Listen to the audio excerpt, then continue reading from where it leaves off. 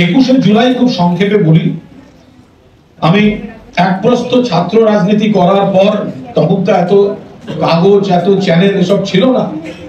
ছাত্র পরিষদের একটি সহকর্মী আমাদের, তাদের পুলিশ গুলি করে মেরেছিল, তো আমরা সবাই তখন অশোক দেবের সঙ্গে, অশোক দা আমাদের ছাত্র নেতা, তো অশোক দা বললো লালবাজারে গিয়ে সিপির ঘর যা পারিস করে আচমকা ঢুকতে হবে 10 জন।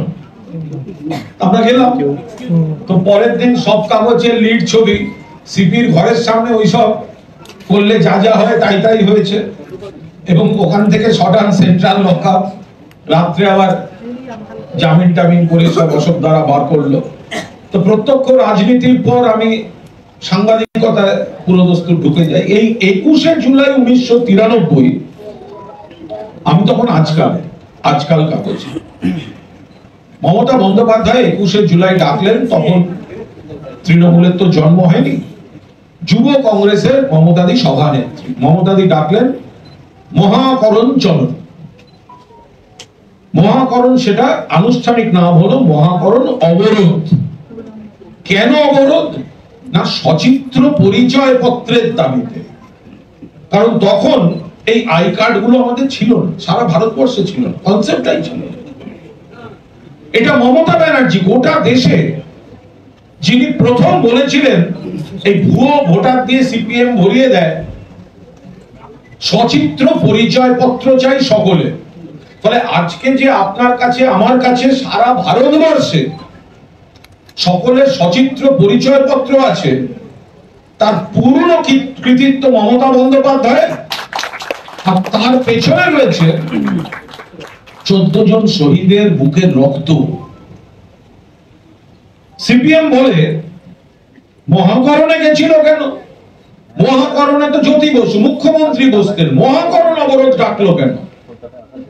ওদের বলে দেবেন। মহাকরণ ডাকা হয়েছিল এই কারণে, কারণ সচিত্র পরিচয় পত্রটা কে দেবে? ইলেকশন কমিশন, মুখ্য নির্বাচনী অফিসার। এখন যেমন অন্য অফিসে মুখ্য নির্বাচনী অফিসার বসেন, তখন রাইটার্সে বসতেন।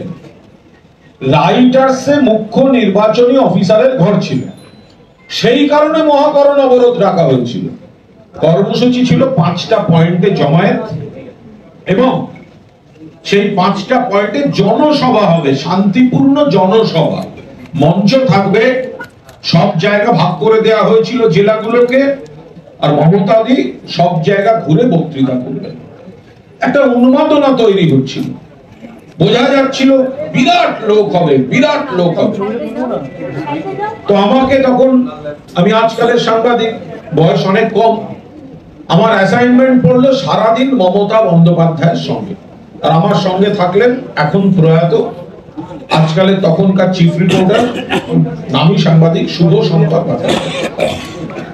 তো শুভদা আর আমি সকালবেলা মমতাদির বাড়ি পৌঁছে গেলাম, 30B হরিশ চ্যাটার্জি স্ট্রিট। সকালে মমতাদি তখনও ঘর থেকে বেরোননি, ভেতরে আছেন, অফিস ঘরে আসেননি, রেডি হচ্ছেন, অফিস সামলাচ্ছেন আমাদের সকলের প্রিয় আরেকজন প্রয়াত মানুষ মানিক মজুমদার। এবং সকাল থেকে কি প্ররোচনা, কি আক্রমণ! তখন তো হাতে হাতে মোবাইল ছিল না, বিভিন্ন জায়গা থেকে ফোন আসছে, ট্রেন আটকে দিয়েছে, প্ল্যাটফর্মে অ্যাটাক করে দিচ্ছে, বাস আটকে দিচ্ছে, বাস ভাঙচুর করছে, গাড়ি আটকে লোক নামিয়ে মারছে। মোদ্দা কথা, সারা বাংলা সেদিন কলকাতামুখী, আর সিপিএম আটকাতে নেমেছে। এরপরে মমতা ব্যানার্জি বেরিয়ে এলেন, মমতাদি রওনা হলেন, আমরা সঙ্গে। প্রথম তিনি গিয়েছিলেন মেয়র রোডের মুখে, মেয়র রোড। সেখানে তখন পঙ্কজ ব্যানার্জি, শোভনদেব চ্যাটার্জি, মদন মিত্ররা রয়েছেন। সিপিএম মঞ্চ করতে দেয়নি, ম্যাটাডোর মঞ্চের উপর দাঁড়িয়ে বক্তৃতা। পুলিশ একতরফা বেধড়ক লাঠিচার্জ করেছে, ইট পাটকেল ছুঁড়েছে, গোটা জায়গাটা ছত্রভঙ্গ, কিন্তু তখনও গুলি চলেনি। মমতাদি বললেন মিটিং চালিয়ে যাও, আমাদের লক্ষ্য কোনো গন্ডগোল করা নয়, মানুষ বক্তৃতা শুনতে এসছে। এরপর আমরা রওনা হলাম ব্রেমন রোডের দিকে। কাউন্সিল হাউস স্ট্রিটের সামনে হঠাৎ দেখা গেল যে উপাস থেকে সৌগত রায় একটা স্কুটারে আসছেন, জামা ছেঁড়া, ধুতি প্রায় খুলে লুটোচ্ছে রাস্তায়। মমতা ওরা মারছে, তুমি যেও না। মমতাদি গাড়ি থেকে নেমে পড়লেন। সৌগতদা বলছেন ব্রেমন রোডে মঞ্চ ভেঙে দিয়েছে, গুলি বোমা চালাচ্ছে, বেধড়ক মারছে, তুমি ওদিকে যেও না। মমতাদি বললেন আমার কর্মীরা মার খাচ্ছে, আমি তো যাব ওখানে। গাড়ি ছেড়ে দিয়ে হাঁটতে শুরু করলেন। ওইখান দিয়ে হাঁটছেন কাউন্সিল হাউস স্ট্রিট, বাঁ হাতে জিপিও, ডান হাতে রাইটার্স বিল্ডিং, পেছন দিক দিয়ে ব্রেমন রোডে ঢুকলেন। সিপিএম যেটা মিথ্যা কথা বলে, কুৎসা করে যে মমতাদি রাইটার্স দখল করতে গেছিলেন, ভুল। তখন এত ক্যামেরা ছিল না, কিন্তু কয়েকটা কাগজে ছবি বেরিয়েছিল, ইংরেজি স্টেটসম্যান বা এই ধরনের কোন কাগজে ছবি বেরিয়েছিল যে মমতা বন্দ্যোপাধ্যায় রোড ডিভাইডারে জিপিওর ফুটপাথ দিয়ে হাঁটছেন। আর মমতাদি সেদিন বাকিদের বলেছিলেন কেউ রাইটার্সের দিকে তাকাবেন না, আমরা ওদের ঘেন্না করি। পুরো মবটাকে মমতাদি কন্ট্রোলে রেখেছিলেন, কেউ রাইটার্সের দিকে যায়নি।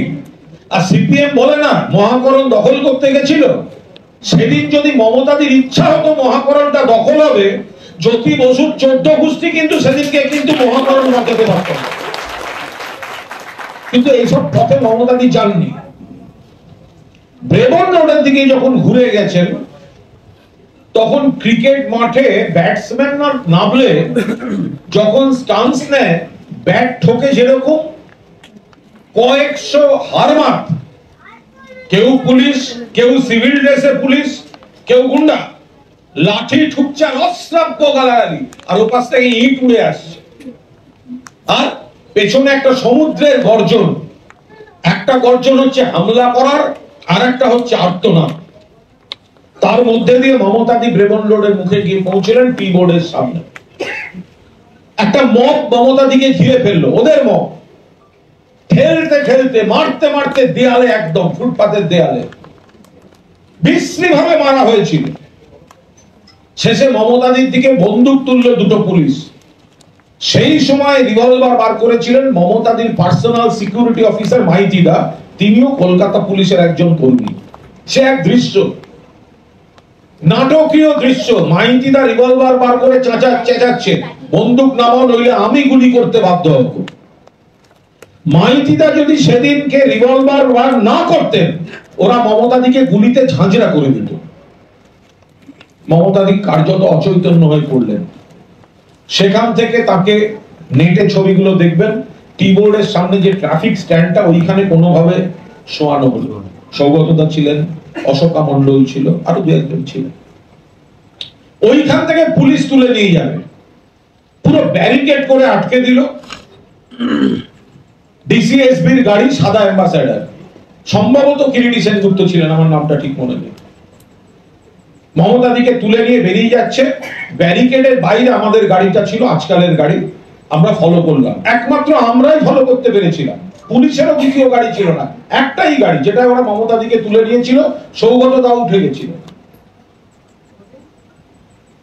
এরপরে ঘুরপথে যাওয়ার সময় গঙ্গার ধারে মমতাদির একটু জ্ঞান ফেরে, মমতাদি ওই গাড়িতে থাকবেন না, মমতাদি দরজা খুলে নামতে চাইছেন। সেটা দৃশ্য পেছন থেকে দেখছি, গাড়ির দরজা খুলে যাচ্ছে, মমতাদির মুখ বেরিয়ে আসছে, আবার কেউ টেনে নিচ্ছে, ভয়ঙ্কর দৃশ্য। তারপরে গাড়িটা একটা ভয়ঙ্কর ব্রেক মেনে নামলো। মমতাদি একদম আলু থালু অবস্থা, চুল, একটা বিভৎস অবস্থা। মমতাদি কোন ক্রমে গাড়ি থেকে নেমে, পুরো সেন্স আছে বলেও মনে হয় না, আমি পুলিশের গাড়িতে যাব না, পেছনেই আমাদের গাড়ি, তোমাদের গাড়ি, আমি আসুন দিই। মমতাদি কার্যত আবার অচৈতন্য হলে গেলেন। ড্রাইভারের পাশে সামনের সিটে আমি বসলাম, পেছনের সিটে শুভদাদের কোলে, সৌগতদাদের কোলে মমতাদিকে শুইয়ে দেওয়া হলো।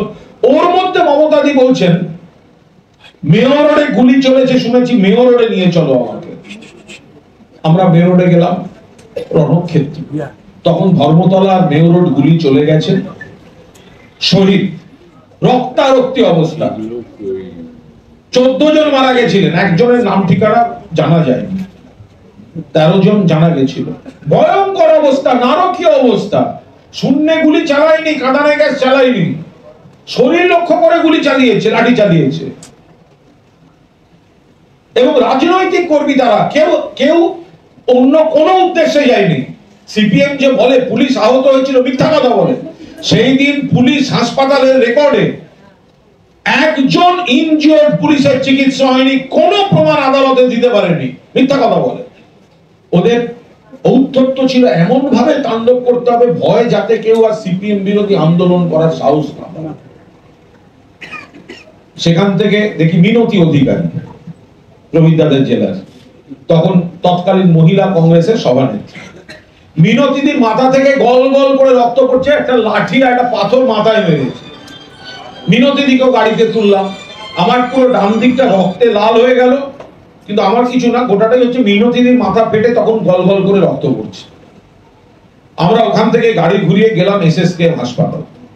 সামনে তখন বডি ঢুকছে, আহতরা ঢুকছে, উন্মত্ত একটা অবস্থা ওই জায়গাটা। পেছন দিয়ে সৌগতদা বললেন চলো উডবার্ন ওয়ার্ডের পাশে যাই, ওখান থেকে সুপারকে পাবো, চিকিৎসার ব্যবস্থা করা যাবে। উডবার্ন ওয়ার্ডের পেছনের মাঠে আমরা গাড়ি রাখলাম। এত বড় অসভ্য সিপিএম, সেদিন যাতে কেউ সুপারকে কথা বলতে না পারে, এত বড় ঘটনা ঘটেছে, চিকিৎসা দরকার, ওদের এমপ্লয়িজ ইউনিয়ন লাল ঝান্ডা দিয়ে সুপারের অফিস ঘেরাও করে সুপারকে ঘেরাও করে বসেছিল। একটা লোক সুপারের সঙ্গে কথা বলতে পারেনি। ভাবতে পারেন, মেরেছে, চিকিৎসার ব্যবস্থাটাও করতে দেয়নি। সিপিএম বড় বড় কথা বলে, আর এই সিপিএম গুলো আজকের বিজেপি হচ্ছে। ওখান থেকে আমরা মমতা দিকে নিয়ে গিয়ে উডল্যান্ডসে নিয়ে গেলাম আমাদের গাড়িতেই। সৌগতদা ভর্তি ফর্মালিটিস কমপ্লিট করলেন, তারপর আমরা ওখান থেকে বেরোলাম।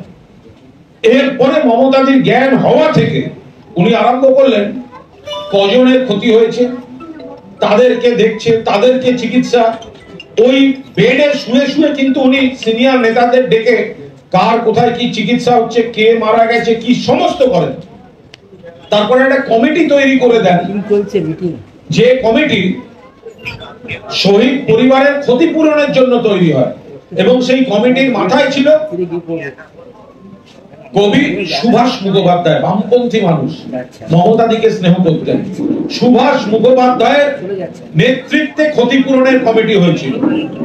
শ্রীমান সুদীপ রাহা এসেছিল। তো ব্যাংকে অ্যাকাউন্ট খুলে দেওয়া হলো, মানুষ দু হাত তুলে সাহায্য করলেন, দু হাত তুলে।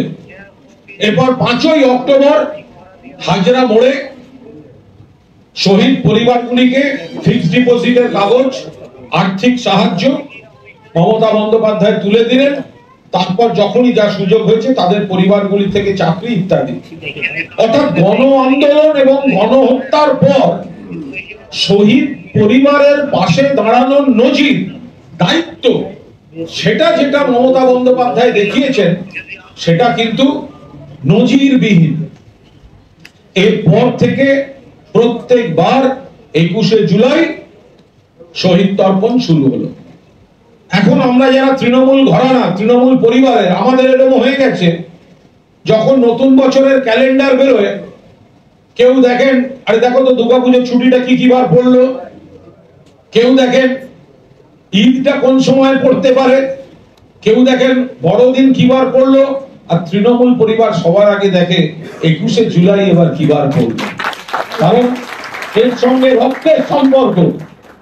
যারা একটু পরে এসছেন, পরে জন্মেছেন, বয়স কম ছিল, তাদেরকে প্রত্যেকটা 21শে জুলাই কিন্তু সেদিনের পার্সপেক্টিভটা মনে করিয়ে দিতে হবে। আমি ধর্মতলায় গেলাম মমতাদির বক্তৃতা শুনতে, এটা যেমন ঠিক, কিন্তু কি হয়েছিল আর কত কঠিন লড়াই ছিল সেই 93 সালে, এটাও কিন্তু বিস্তারিতভাবে আজকের প্রজন্মকে জানাতে হবে। যেটা জানাতে গেলে আপনাদের মাধ্যমটাই হচ্ছে সব থেকে সেরা মাধ্যম, এর থেকে বড় কোনো মাধ্যম হতে পারে না। কারণ আজকের দিনে যখন কেউ বক্তৃতা আমরা করি, আজকের পার্সপেক্টিভে আমরা বক্তৃতা করি, সেগুলো হয়তো কেউ ফেসবুক লাইভ করি, কিন্তু তার সঙ্গে দল এবং নেত্রীর আন্দোলনের ইতিহাসটা, এগুলো যদি ছোট ছোট ছোট ছোট ছোট ছোট করে লাগাতার সোশ্যাল মিডিয়ায় থাকে, তাহলে মনে হয় আমরা আমাদের আন্দোলনের স্রোতের অতীত ইতিহাসটা সেটাও আমরা খুব সুন্দরভাবে তুলে দিতে পারবো। 21শে জুলাই এরপর থেকে এমন একটা স্রোত হয়ে গেল, জানেন, বাংলার ইতিহাস লিখতে গেলে দেখবেন 21শে জুলাই কি হচ্ছে তার উপর ডিপেন্ড করে। 94, 95, 96, 97 21শে জুলাই সমাবেশের মুড কি ছিল?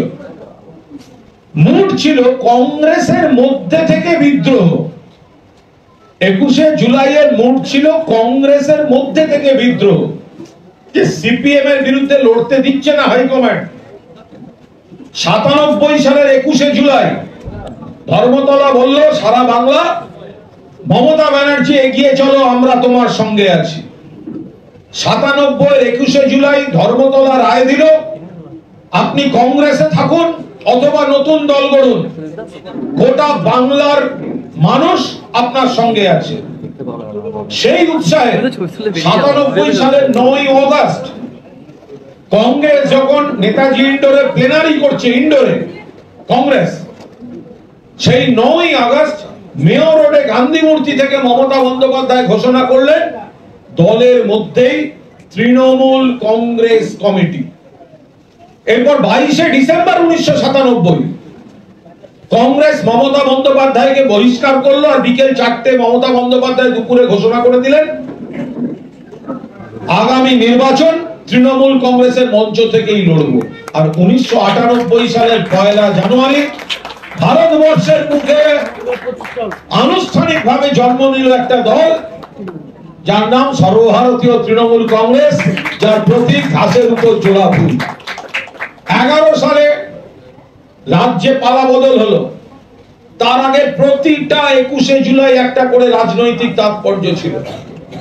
সেবার অবশ্য ব্রিগেডে সমাবেশ হয়েছিল, তারপর থেকে ধর্মতলায়। এবারও সমাবেশ, মমতাদির নির্দেশ শুনবো, অভিষেকের নির্দেশ শুনবো। 3টে তাৎপর্য: 1, বাংলাকে তৃণমূলের দুর্গ রাখতে হবে।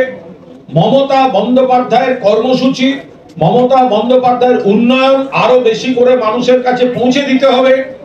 দলের মধ্যে 99টা ভালো কাজ হচ্ছে, একটা যদি ভুল কাজ হয়, অন্যায় কাজ হয়, মানুষ বিরক্ত হন, কড়া ব্যবস্থা নিয়ে সংশোধনের মাধ্যমে তৃণমূল কংগ্রেসকে আরো বেশি গ্রহণযোগ্য করে মানুষের কাছে রাখতে হবে।